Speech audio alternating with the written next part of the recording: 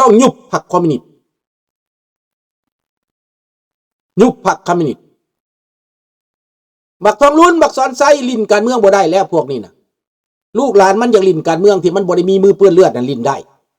แต่มันอยากเอากาเดือนเป็นพรรคของมันก็เอาเฮาบ่ได้ว่าหยัง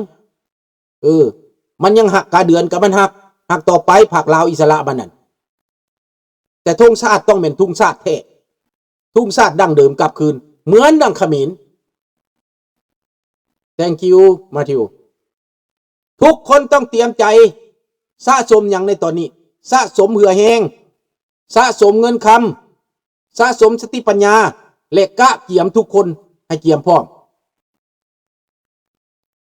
พวกลาวนอกนี่กลับเมื่อก็เป็นพรรคลาวนอกทั้งหมดบ่เป็นพรรคนั่นพรรคนี่บ่มีพรรคลาวนอก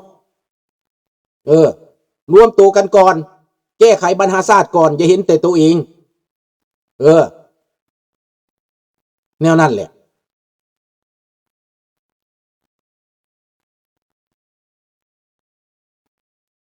คันพวกใดเป็นแก้วเฮาบ่เชื่อเฮาก็ติดตามในบาดนี้ได้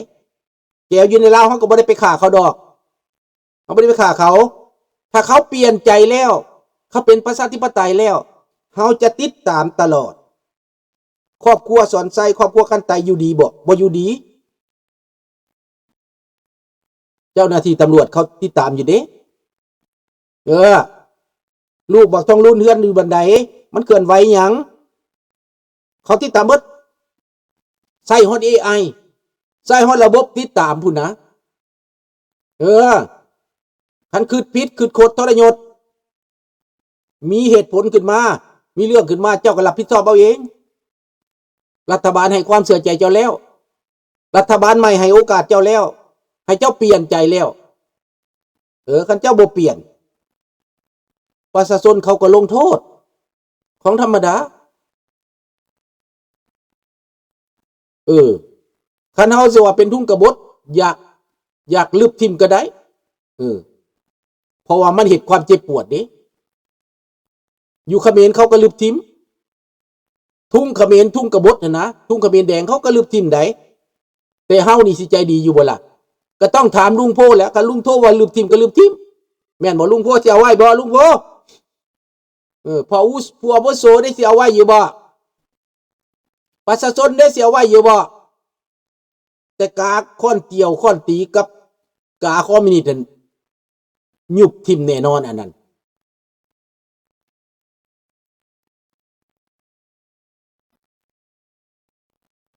แน่นอนแหละชายแดนอยู่เหมือนเดิมอเมริกาเขาฮู้จักชายแดนลาวอยู่ไสฝรั่งเศสก็ฮู้จักชายแดนลาวอยู่ไสลุงโพว่าบ่เอาแล้วทุ่งกบฏคันบ่เอาก็มีมติกันเบิดทุกคนแล้วก็ยุบทีม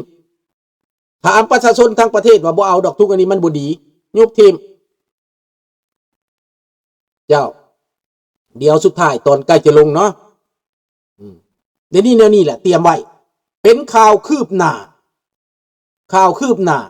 ที่ได้ยินมัดแมวมาแล้วข่าวดีแล้วว่าซั่นมีข่าวคืบหน้า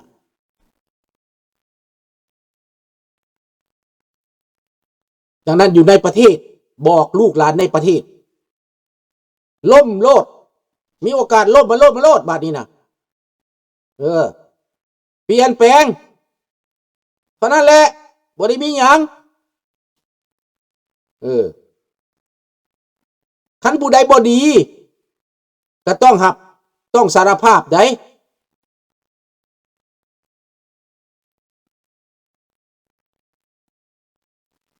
ไม่ประกาศอะไรให้ใครรู้ไม่มีถึงเวลาแล้วจะปรูขึ้นมาทันที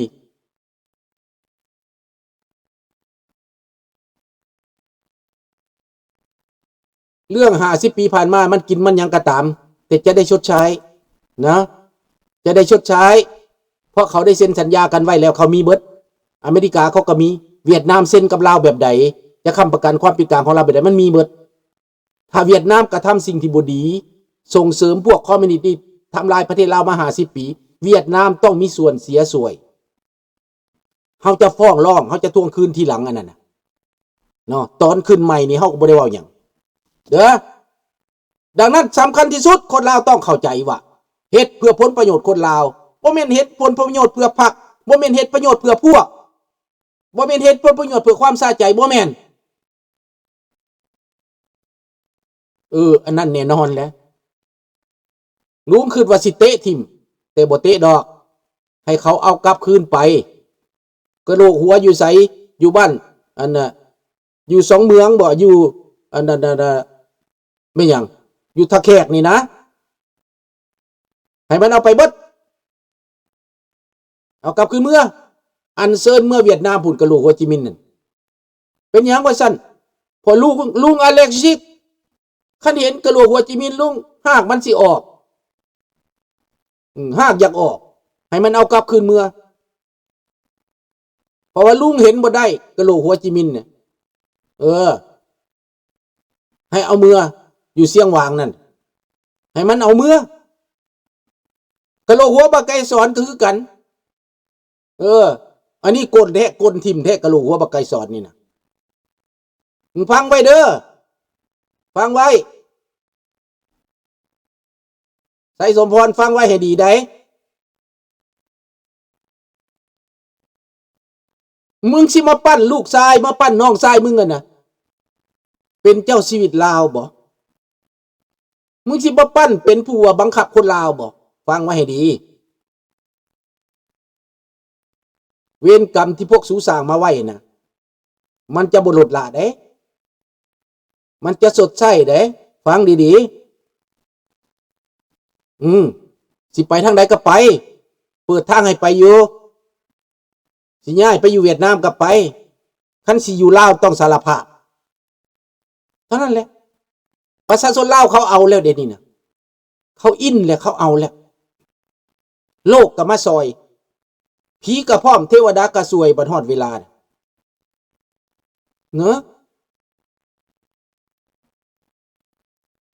ยามเพิ่นนั่งให้เจ้าอย่าได้นั่งหัวเด้อให้เจ้าเข้าใจไว้ความเจ็บปวด50 ปีนี่เขาสิเปิดออกมาหมดแหละแน่นอนอันนั้นประชาชนเขาเฮ็ดบ่แม่นเฮาเฮ็ดได้ลุงประชาชนเขาสิกลลงเองเขาสิกลลงเองประชาชนนั่นน่ะ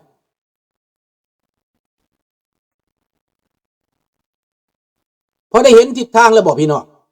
ฟังแล้วพอได้มองเห็นแล้วบ่จะให้ความเที่ยงธรรมเต็มที่บ่แม่นจะเก่าไปแก้แค้นบ่แก้แค้นบ่แก้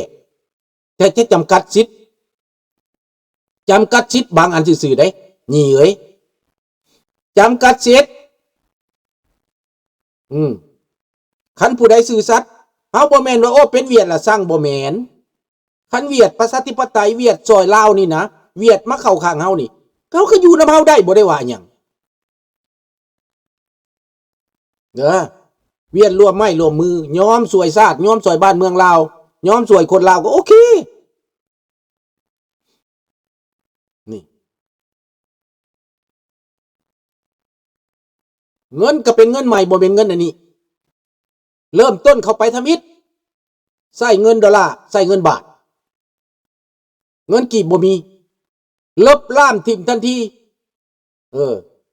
บอกไว้ก่อนลบก็ได้ให้ไปเปลี่ยนเงินบาทไว้โลเดอร์เงินกีบมันน่ะบ่เอาเก็บไว้น้อยที่สุดไปเปลี่ยนเป็นเงินบาทไว้เบิดเปลี่ยนเป็นเงินดอลลาร์ไว้เบิดหรือซื้อคำไว้เบิดเท่านั้นผู้ใดมีเงินกีบอยู่ในถุงนะแปลว่าบ่ได้เปลี่ยนให้ได้ครั้งนี้บ่มีการเปลี่ยนเงินเด้อล้มอำนาจปุ๊บเงินกีบบ่มีราคาโลดบ่มีจักบาทบ่มีจักกีบบ่เท่ากัน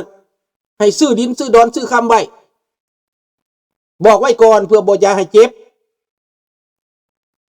บ่เอาเลยเงินกีบนี่นะเงินกีบบักไก่สอนเงินกีบแก้วนี่บ่มีราคาเอาลงส่วมถ่ายเลยบอกแก้วก็บ่เอาแม่นอเมริกามานะแก้วถอยออกไปปัญหาลาวนั่นถอยออกไปอเมริกามายุโรปมานานาชาติมา กำลังคุ้มครองของต่างประเทศมาเด้อเอาจังสั้นแล้วบอกจังสั้นเตรียมการตั้งแต่เดี๋ยวนี้เนิ่นๆทุกคนตั้งใจไว้เตรียมใจไว้กระแสของพวกเฮามาแห้งแล้วกระแสประชาชนนี่นะที่บ่เอาพวกเผด็จการนี่นะเบิดแล้วบ่มีโอกาสแล้วเบิดเวลาแล้วทองล้นสอนใสเบิดเวลาแล้วสำหรับพวกตู่ยอมจำนนซะเด้อเบิดเวลาแล้วผีบ่พร้อมเทวดาบ่สวยตัวแล้วเศร้าซะฝืนไปก็บ่มีหยังมีแต่ตายลูกหลานที่เป็นทหารเด้อเตรียมใจไว้เด้อทหารอยู่ในลาวนั่นเตรียมใจไว้ฮอดเวลาปีนไปปีนขึ้นหยุดมันลงโลดหยุดลงอำนาจผู้ใดเก่งผู้ใดเฮ็ดสำเร็จผู้นั้นได้เป็นนายพลใหญ่ตำรวจคือกัน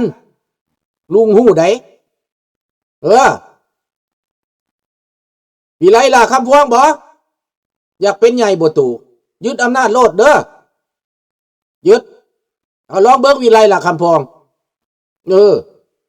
ยึดอำนาจเด้อยึดอำนาจต้องเอาประชาชนเป็นใหญ่คนใต้ๆอย่าเสียสัจจะเฮ็ดโลดเอาเดี๋ยวนี้มาเว้าเรื่องยูเครนในตอนนี้เดี่ยวของเซเลนสกี้กับมาโกโรบิโอและกับวอชนั้นเดี่ยวที่ว่ายอมถอนออกจากแคว้นคืดเพราะว่าคันยังยืดประเทศรัสเซียอยู่นั้นรัสเซียจะบอกมันจะเป็นอุปสรรคเรื่องการยุติหยุดยิงสบายดีเคซีมันเป็นอุปสรรคของการหยุดยิงดังนั้นนายพลอเล็กซานเดอร์เซียสกี้ต้องถอนตัวออกมาตั้งแต่วันจันทร์ฮอดวันพุธส่วนเหลืออยู่ในชายแดนนั้นเหลือน้อยหนึ่งเป็นหน่วยกอมมานโดที่เคลื่อนไปเคลื่อนมาเพื่อว่าบ่ให้รัสเซียนั้นเอาปืนใหญ่เข้ามาใกล้เขาสอดแนมติดตามเอาโดรนติดตามถ้าเอาปืนใหญ่เข้ามาเอารถเอาโดรนไปยิงทำลายตายกองกันอยู่ตามเส้นทางน่ะของยูเครนก็มีตายน่ะที่ว่าตัวใดถึกโดรนของรัสเซียถล่มแล้วก็ทิ่มแต่ว่าโดรนของยูเครนนั้นยังติดตามและสังหารทหารรัสเซียอยู่ถ้าเมื่อใดบ่ทันเซ็นสัญญาบ่ทันตกลงว่ายุตินะยังสังหารได้ต่อไปยูเครนก็ต้องสังหารทหารรัสเซียไปเรื่อยๆขนเข้ามาทหารฮักมัดขนเข้ามาทหารเกาหลีเหนือนะยูเครนเขี้ยวโซนจัดการมาตั้งอยู่หันเอาไว้ขอดเขตน้อยๆแล้วก็ถล่มในตอนนี้ถล่ม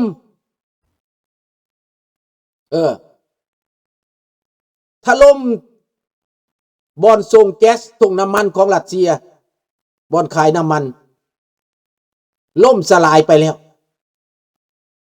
เห็นบ่อยู่ในเขตคึกนั่นแหละจัดการไปแล้วใจแท้เขาอยากจัดการโรงไฟฟ้าพุ่นแหละโรงไฟฟ้านิวเคลียร์น่ะแต่ว่าย้อนว่ารัฐบาลยูเครนได้เซ็นสัญญาค้ำประกันกับฝ่ายกับพันธรังสีของยุโรปของโลกแล้วและกับรัฐบาลอเมริกาแล้วว่าบ่ทำลายโรงไฟฟ้านิวเคลียร์ดังนั้นยูเครนจึงส่งจรวดเข้าไปทำลายอยู่ในมอสโกได้อย่างเลื่อยๆมาทั้ง2 วัน3 คืนมานี่ไฟใหม่ลุกท่วมเมืองรัสเซียทุกแห่งทุกคนบ่มีใดปลอดภัยเป็นความกดดันให้บักโปตีนนายโปตีนต้องลงแต่นายโปตีนก็ขอกับท่านว่าขอให้ทหารยูเครนถอยออกจากคุดเพื่อเอาหน้าคอยไว้แน่ให้คอยชนะแน่บีบคอเซเลนสกี้บีบคอเซเลนสกี้ได้ฝ่ายถ้ำนี่ก็ได้ขันเจ้าบ่ถอยตัวนี้คอยซอยเจ้าจังไหนเจ้าก็ต้องซอยคอยดังนั้นยูเซเลนสกี้จำเป็นต้องถอยคุ้มครองมาได้เป็นหลายเดือนแต่ถอยภายในอาทิตย์เดียวเพราะว่าถูกอเมริกาขู่บังคับตัดสัญญาณดาวเทียมตัดสัญญาณโคงจรข้อมูลต่างๆและตัดอาวุธหยุดการช่วยเหลือไว้